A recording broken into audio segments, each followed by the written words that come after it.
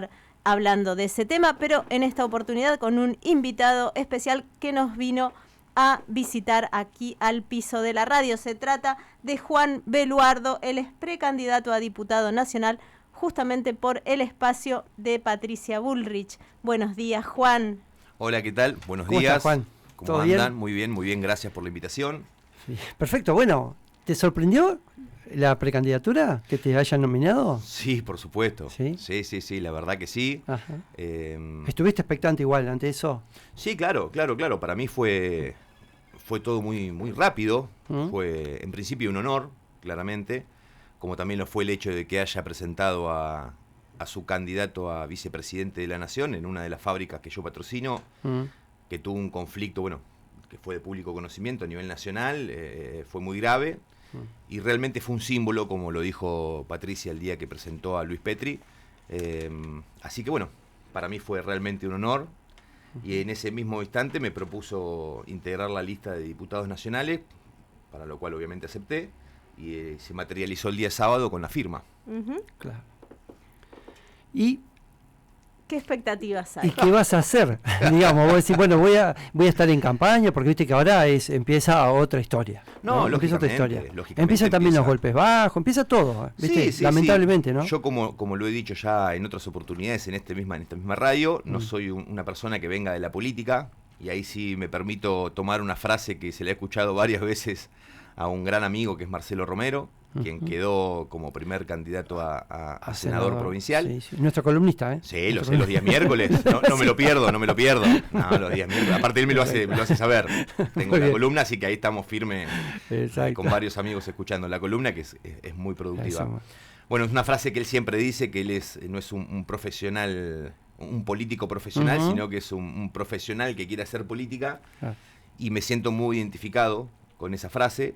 Yo siempre llevé un poco adelante la bandera de la lucha contra los gremios, no contra los gremios, quizás me corrijo ahí, sino contra la mafia sindical, porque los gremios en sí mismos no tienen nada de malo. Sí, para mí, un poco la construcción que se hizo sobre eso es la presión que ejercen los medios para con los empleados, cuando realmente ellos no se sientan representados por los mismos.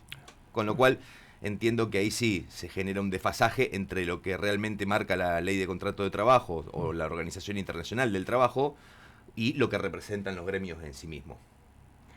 Además, bueno, vos tenés mucha experiencia en lo que es seguridad. Sos licenciado también en seguridad. Así que suponemos que tenés muchas ideas para aportar al espacio desde ese lugar. Sí, claro, es un poco también lo que me encomendó Patricia cuando empiezo a trabajar con ella en el 2021, que me puso en un grupo, integró un grupo de voceros especializados, en donde, bueno, somos 16 personas en todo el país, en donde cada uno tiene un área a desarrollar. En el caso mío es un poco también el tema de la seguridad, más allá de encargarme de lo que son los bloqueos hacia las empresas, hacia las pymes más que nada. Pero sí, bueno, tengo esa responsabilidad también como vocero del equipo de Patricia Bullrich.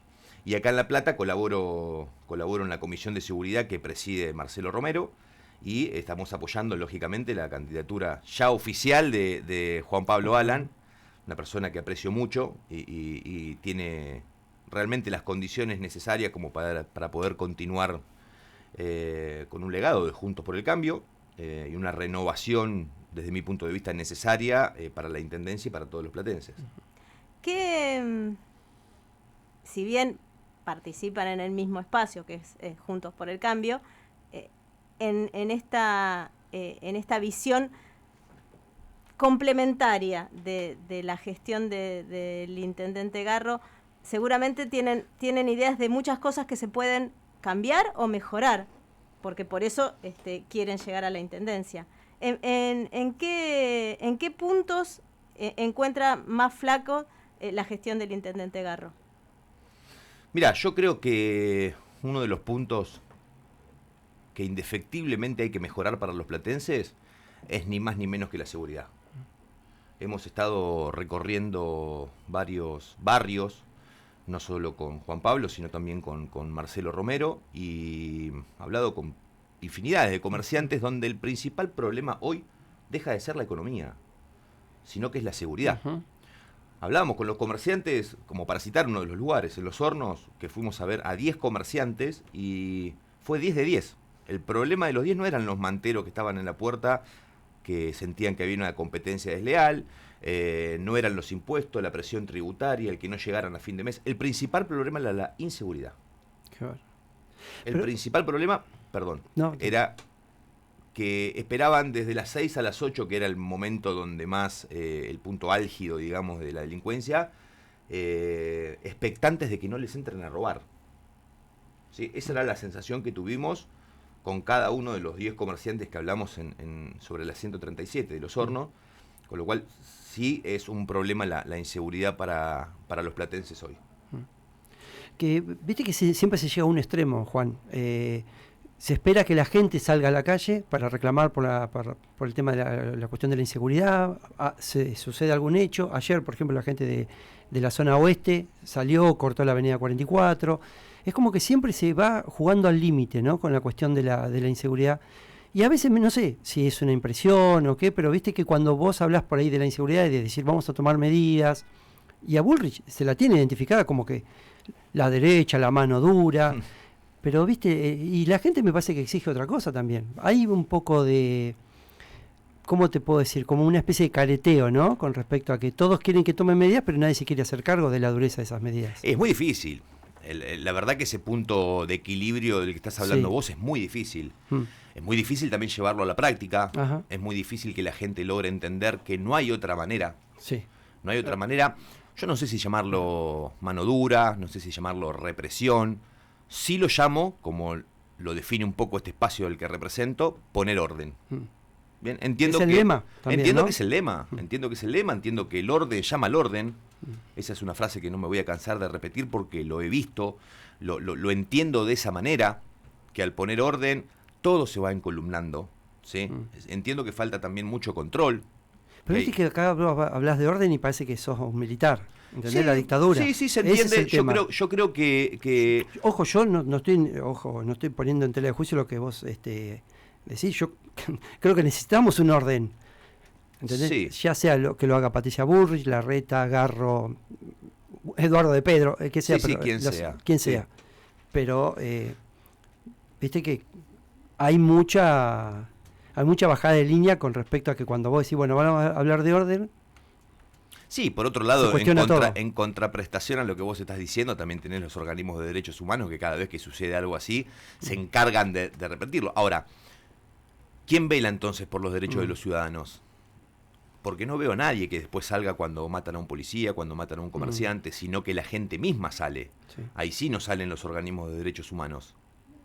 Entonces, por un lado entienden el orden como represión, con lo cual no comparto. Yo comparto que el orden es poner las cosas en su lugar, tal cual como lo dice la definición, ¿no? No es que lo estoy inventando yo. Y sí entiendo que no hay otra manera de hacer las cosas que poniendo orden, que dejar de tirar la pelota para un costado. Eso es lo que siento por lo menos acá en la Ciudad de La Plata, que a ver, hay inseguridad y la culpa es del ministro de Seguridad de la provincia de Buenos Aires, del señor Berni, que sí entiendo que es responsabilidad, pero también los platenses, a través de su municipio, no puede desentenderse. No puede decir es solamente culpa del Ministerio de Seguridad. Más allá de que Control Urbano hoy, que digamos que es un poco el brazo ejecutor de la municipalidad, no tiene los elementos ni el poder de policía como para poder tomar alguna acción directa ante un ilícito, bien, pero sí puede prepararse, sí puede a través de la intendencia llevar adelante otro tipo de acciones predelictuales, que es de lo que mucho habla también Marcelo Romero, de ver un poco la jugada anticipada, no esperar a que pase, para que después de que pase el vecino reclame, y desde la intendencia lo único que se le puede decir, la seguridad no nos compete, la seguridad es de provincia. Y yo creo que no es así. Yo creo que también de parte del municipio puede hacerse varias acciones como para que el vecino platense se sienta mucho más seguro. Pero no la puede hoy manejar la policía del municipio local. ¿Viste? No.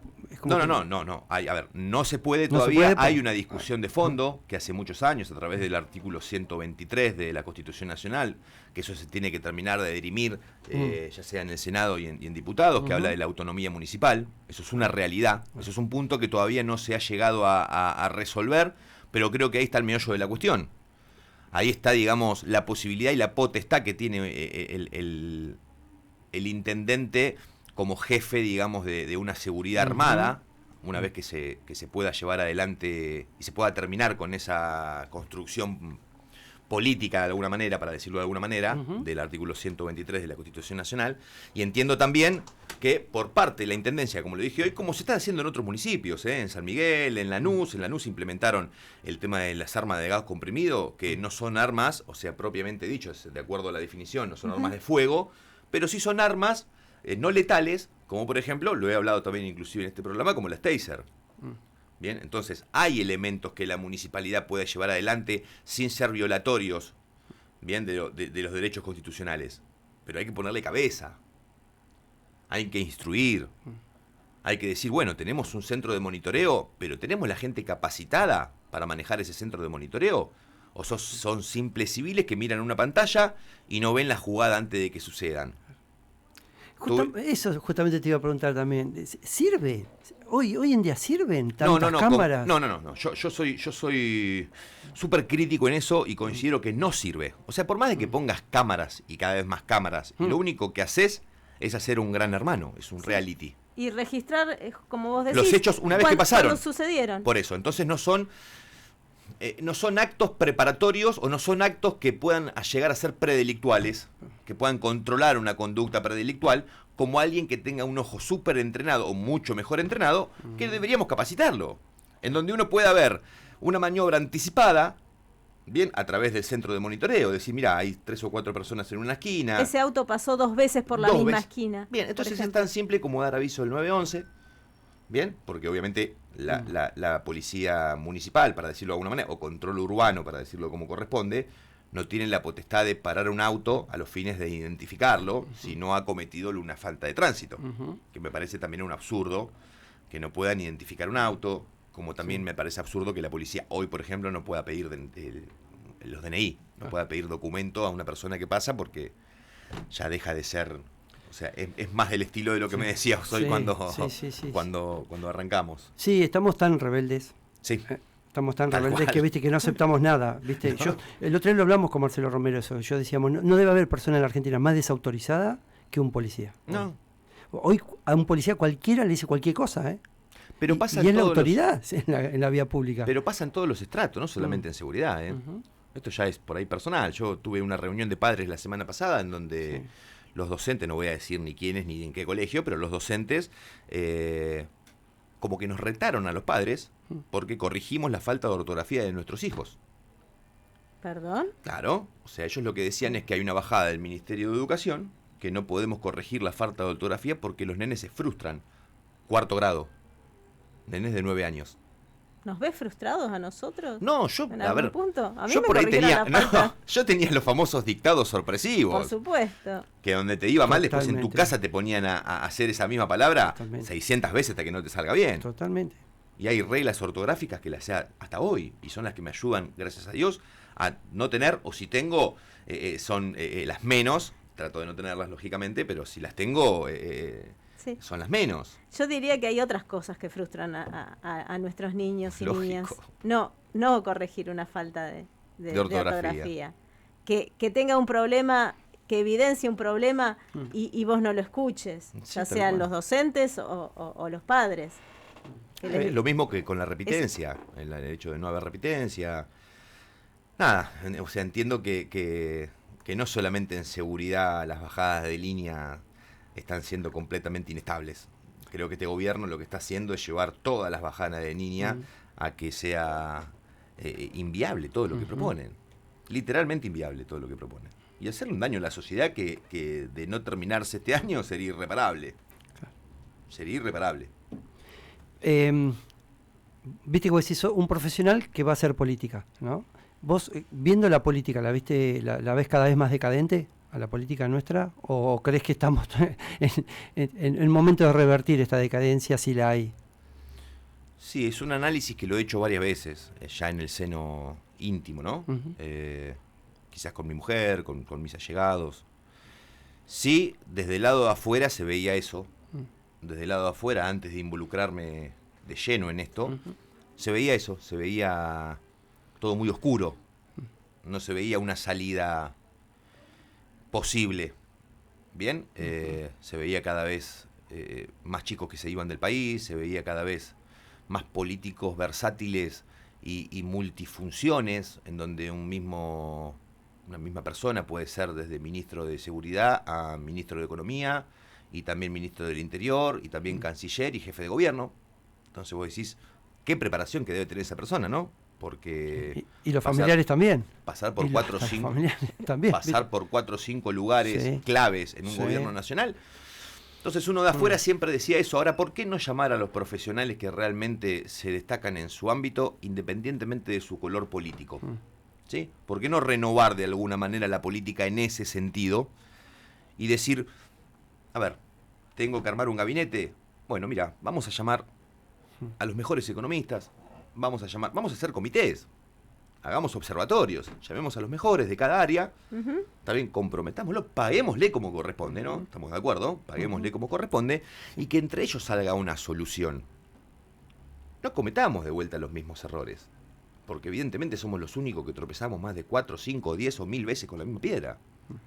Suena muy lógico lo que decís, parece que la lógica no es... No aplica, y me imagino que debe ser difícil llevarlo a la práctica, pero la pregunta tuya fue cómo lo veías antes y cómo lo ves ahora. Sí. Ahora sí lo veo distinto, por lo menos en el armado de Patricia Bullrich, sí lo veo más a eso, y bueno, un fiel reflejo fue lo que me está pasando en mi situación. Me vio en mí por ahí una persona que tenía la capacidad de poder dirimir cuestiones entre los gremios y las pymes, de poder defender a las pymes cuando realmente lo ameritan, o así lo dice la situación, y me convocó. Después estaba en mí, aceptaron, ¿no?, la convocatoria que me hizo la futura presidenta. Lógicamente la acepté, pero sí lo que siento es eso, al igual que pasó el caso de Marcelo Romero o de tantos otros profesionales que se fueron sumando a los equipos, en donde independientemente de su pensamiento político, piensan en la Argentina, piensan en la gente, piensan en salir adelante. No importa qué cargo se ocupe, importa salir adelante. Sin duda, pero fíjate que cada vez que yo la escucho a veces a Patricia Bullrich, y ella apunta mucho al tema de las mafias, y vos mirás y decís, te asusta la realidad, ¿no? De ver que hay mafia en todos lados. Sí, claro. En todos lados. Sí, claro. En todos lados. A veces hablas de los taxis, hay mafia de taxi, hay mafia de remis, hay mafia, bueno, de la venta ambulante, o sea, mafia sindical. Es como decir barajar y dar de nuevo, evidentemente. Pero si vos lo pensás en retrospectiva, decís, bueno, ¿y qué nos queda? Someternos, ser rehenes. Claro, sin duda que no. Bueno, alguien uno quiere creer que cortarlo.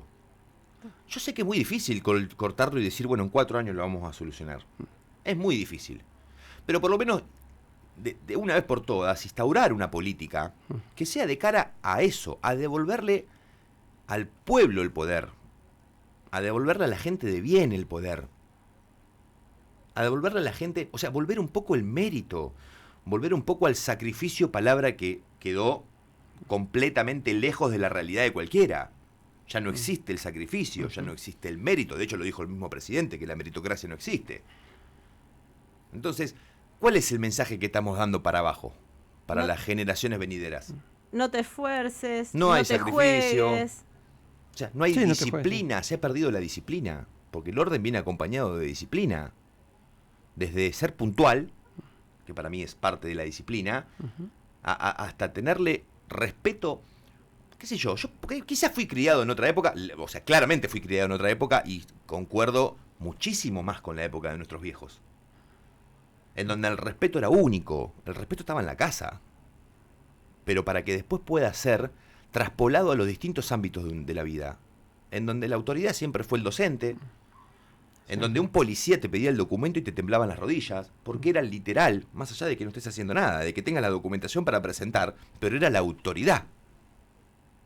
Como lo era en el colegio, cuando te llamaban a dirección. Sí. Hoy yo lo veo, como padre de 3 adolescentes, o preadolescentes, lo veo que lo llaman a dirección y ya si hay 2 o 3 veces que lo llamen seguida, los padres se empiezan a quejar. ¿Por qué llaman a mi hijo a dirección varias veces? ¿Por qué le hacen firmar amonestaciones? Porque se lo merece. Sí. Entonces, si no empezamos a restablecer el respeto por las entidades, es muy difícil que nos vaya bien. Es muy difícil que el cambio pueda perpetrarse de una vez por todas en la sociedad. Sí, y es un respeto también que va en ambos sentidos, ¿no? porque nosotros debemos respetar a las instituciones y las instituciones nos deben respetar a nosotros. Y a veces notamos, sentimos que las instituciones hoy por hoy no nos respetan tampoco. Si yo hago un reclamo y mi reclamo lo archivan, si yo quiero, no sé, el trámite el más sencillo y me ponen palos en la rueda, no nos están respetando tampoco. Si los docentes abusan de ciertos privilegios, tampoco nos están respetando, ¿no? Me parece que van en ambos sentidos. Sí, claro, por eso hablo desde que el respeto nace en el seno íntimo, nace en las familias, nace en la casa, para después poder llevarlo adelante, ya seas autoridad o seas al quien le tienen que aplicar la autoridad. Es independientemente del cargo que ocupa cada uno, del lugar de la sociedad que cada uno esté. Pero el respeto para mí tiene que ser la base. El orden para mí tiene que ser la base. El control tiene que ser la base. Para que de una vez por todas las leyes no sean más interpretadas como un listado de sugerencia. La ley es la ley. La ley está escrita. Vos sos abogado, vos sabés muchísimo mejor que nosotros esto. Viste que las leyes acá... No, yo me crié con eso, de que las leyes tienen infinidad de interpretaciones. Sí, claro, pero no. Nos dijeron echa la ley, echa la trampa, una biblioteca tiene una razón, la el otra 50% tiene la otra, pero eso, bueno, eso vamos a suponer que se pueda jugar un poco con eso. Ponele. Está bien, como abogado uno lo sabe, sí. Entonces es de acuerdo a la interpretación o de acuerdo a la sana crítica o las convicciones libres razonadas que ha querido el legislador en su momento para poder legislar y hacer esa ley. Sí. Ahora, yo a lo que voy es, no le pongamos más un signo de pregunta a cada una de la ley. No. Cuando termina la ley, no le pongamos más un signo de pregunta como diciendo, che, ¿lo hago o no lo hago? No hay que hacerlo. ¿La cumplo o no la cumplo? ¿La cumplo o no la cumplo? ¿Está permitido o no está permitido? ¿Está prohibido o no está prohibido? La ley es clara. O sea, nadie puede eludir su propia torpeza. También es un principio del derecho. Está claro.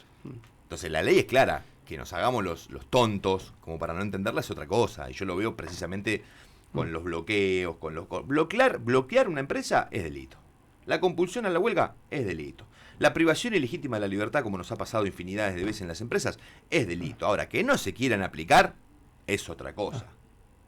Nosotros, en el caso de Lácteos Vidal, nos ha pasado que el mismísimo ministro de Trabajo de la provincia de Buenos Aires, Correa, ha ido a hablar con el fiscal que lleva la causa. Cuestión que nada tiene que ver, son dos poderes completamente distintos, no debería de haber connivencia, no debería de haber, inclusive fue hasta la ministra de Desarrollo Social de la Nación a solidarizarse con las personas que bloquearon la empresa. Victoria Tolosa Paz fue hasta Moctezuma, fue hasta Carlos Casares, habló con el intendente. Entonces uno dice, ¿por qué hacen política de absolutamente todo? Porque en el medio no se olviden que hay una empresa que tiene 45 empleados, que le da de comer a 300 personas del pueblo de Moctezuma. Mueve toda la localidad. La localidad de Moctezuma vive de la empresa Lácteos Vidal. Entonces, el afán de querer llevarlo a la política hace que se olvide cuál es el origen del reclamo. Claro, desvirtúa. ¿Se entiende? Claro, es que terminamos siendo rehenes. Es que en los últimos tiempos, también decir que sos emprendedor o que sos empresario, ¿no? Viste que es casi un pecado, sí, es como sí, que te da vergüenza decirlo. Pero claro que sí. ¿Entendés? Entonces, pero claro, ¿y después cómo quieren que las empresas vengan a invertir en la Argentina? O peor aún, ¿por qué las empresas, que es una pregunta que me hicieron el otro día en la tele, ¿por qué las empresas se van de la Argentina? Pero vamos a ser sinceros, si vos tenés una empresa, venís a invertir en la Argentina. No podés venir a... O sea, más allá de que me pese lo que diga, es muy difícil venir a invertir en la Argentina. Por eso hay que cambiar la matriz. Claro. Tenemos que cambiar la matriz urgente. Pero claro, tenemos que dejar de asfixiar a las pymes. Cuando entendamos de una vez por todas que las pymes son el motor necesario para que un país salga adelante, o por lo menos para que la Argentina salga adelante, ahí vamos a entender un poco más el juego. Si no, no entendimos nada. Sí. Juan, ¿cómo la pasaste? Muy bien, como siempre. ¿Vas a volver? Sí, claro. Cada vez que sea convocado, acá estaremos. Como decimos que esto recién empieza, por eso decíamos, ¿viste? Sí, esto recién empieza. Hay mucho las por veces hablar. que sea necesario. Sí, que nos cuentes también por ahí alguna iniciativa que tenés ya pensado, ¿viste? Porque vos decís, las vueltas de la vida, ¿viste? Vos decís, bueno, estoy en el puesto 18, ¿no? Sí. En el puesto 18. Uno nunca sabe lo que puede pasar y, bueno, Y por ahí mañana te encontrás sentado en una banca de diputados y decís, bueno, tengo que pensar cuál va a ser mi primer proyecto o la iniciativa que estoy trabajando. Si Dios quiere que sea así, y el pueblo lógicamente quiere que sea así, trataré de mantener las mismas convicciones que hablo tanto hoy acá como he hablado en todos los lugares y dar mi pelea, la que yo siento que es mi pelea, la pelea de defensa de las pymes, no desamparar a los trabajadores tampoco, no es el hecho, ¿bien? Pero yo quiero especializarme en eso, llevar ese problema, ¿bien? Y no irme por las ramas de cuestiones que no entiendo. Prefiero especializarme en una cosa e ir en pos de eso. ¿Bien? Totalmente. Muchas gracias. Muchas gracias a ustedes, chicos. Mucho, Por Juan, favor, los agradecidos somos nosotros.